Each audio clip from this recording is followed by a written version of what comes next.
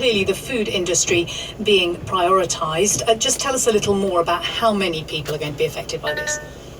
This is focused on the sort of back end of food distribution, food manufacturing, the depots, and it is, as you just heard there from the Secretary of State for Rural Affairs and Environment, it is a departure from the approach, but it's seeking to get some sort of control in there by, if you like, accrediting a few hundred, potentially up to 2,000 sites run mainly by the supermarket industry and the food industry, and to say at those sites where there'll be intensively resourced testing available, where staff would have otherwise had to isolate, either because of a ping from the app or because of the contact from test and trace, whatever, and this is quite interesting, whatever the status of their vaccination, single jab, double jabbed or not jabbed, whatever that they can avoid that isolation as long as they continue to be tested negative over a period of 7 days.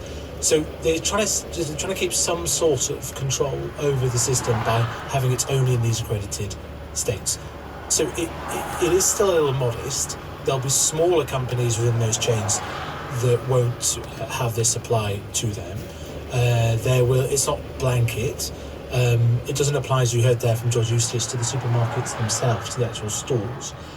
But I think where you saw some incipient pressure on the food supply system, it sort of nips that in the bud. Remember, this is for the next 3 or 4 weeks until the new system applies, where you can sort of test to release.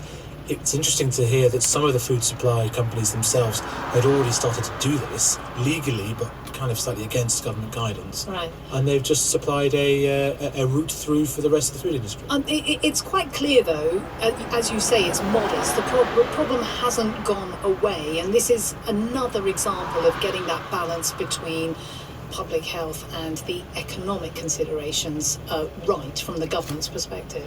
It is, and they've focused all of the ability to be flexible on the food industry. So we've also had another announcement clarifying a slight easing that we had earlier in the week, where named individuals, each one had to be signed off in certain sectors. They'd also have a similar sort of allowance. They've clarified which sectors that apply to. It's the sectors broadly you'd expect: essential transport, energy, waste, local government. But that is a pretty strict scheme. Literally your name would have to go to somebody in government or to an industry leader to be accredited.